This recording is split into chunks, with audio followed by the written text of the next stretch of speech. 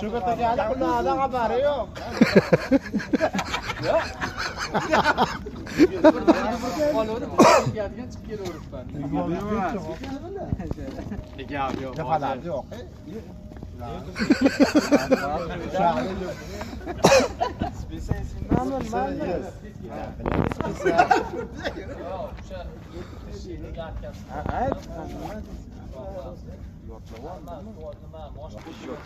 Sizlar o'tgan yilda ko'rsatgan narsamiz mana lolasi bitgan holat veksellar qotirilgan.